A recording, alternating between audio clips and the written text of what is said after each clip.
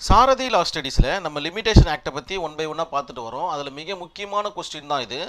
இது இல்லாமல் உங்களுடைய பேப்பரை நீங்கள் ஆன்சர் ஷீட்டை க்ளோஸ் பண்ணி இன்விஜிலேட்டர்கிட்ட கொடுக்கவே கூடாதுன்றதை நினைவில் வச்சுக்கணும். ஏன்னா அந்தளவுக்கு லிமிடேஷன் ஆக்டில் ஒரு பேசுபொருளாக இடம்பெற்ற ஒரு கான்செப்ட் தான் இது. ஒரு லீகல் மேக்ஸிம்னு சொல்லலாம். அப்படி என்ன ரொம்ப முக்கியமான ஒரு டாபிக் அப்படின்னு கேட்டிங்கன்னா, limitation act bar the remedy but does not extinguish the rights. இதோடைய தமிழாக்கம் இந்த இடத்துல கொடுக்கப்பட்டிருக்கு. தமிழில் படிக்கிறேன் கேளுங்க.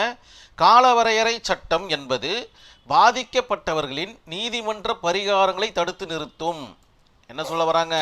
லிமிடேஷன் ஆக்ட்ன்றது விக்டிமுடைய ரெமிடிஸை மட்டும் தடுத்து நிறுத்தும். ஆனால் இந்த இடத்துல ஆனால்னு போட்டிருக்காங்க. அது பாதிக்கப்பட்டவர்களின் உரிமையை தடுத்து நிறுத்தாது. தெளிவாக சொல்லிட்டாங்க. ரைட்ஸை என்றைக்குமே அது தடுத்து நிறுத்தாது. ஆனால் ரெமிடிஸை ரிலீஃபை பிரேக் பண்ணி வைக்கும், ஒரு கேட்டு மாதிரி தடுத்து நிறுத்தும் அப்படின்ற மாதிரி சொல்கிறாங்க. இதுதான் பார்த்தீங்கன்னா இதற்குண்டான நேரடி பதம். இந்த லீகல் மேக்ஸிமுக்கு உண்டான நேரடி பதம்.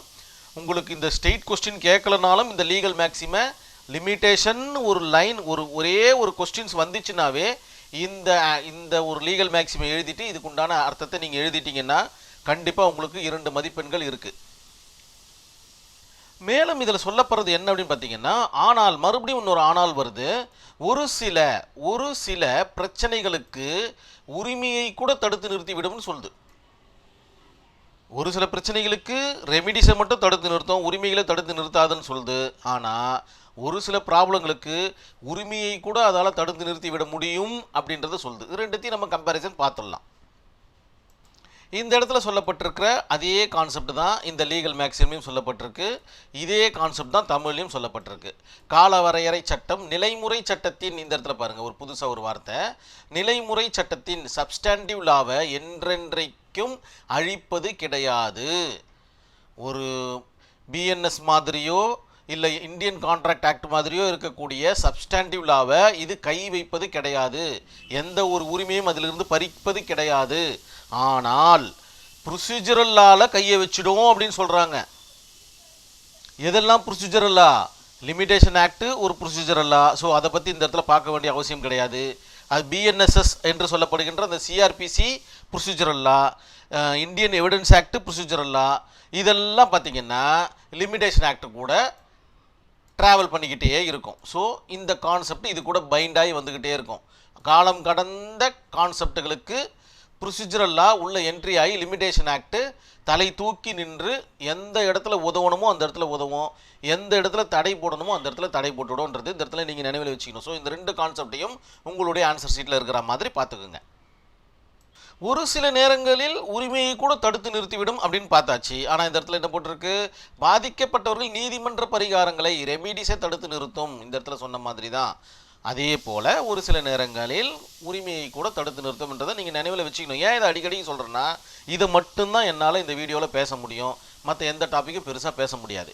இந்த டாப்பிக்கை நீங்கள் என்லார்ஜ் பண்ணி எழுதணும் அப்படின்னு ஆசைப்பட்டீங்கன்னா நீங்கள் இல்லுஸ்ட்ரேஷனை கண்டிப்பாக எழுதி ஆகணும். அதனால தான் இந்த இடத்துல ரைட் இல்லுஸ்ட்ரேஷன் போட்டு வச்சுருக்கேன். இல்லுஸ்ட்ரேஷன்னா என்ன?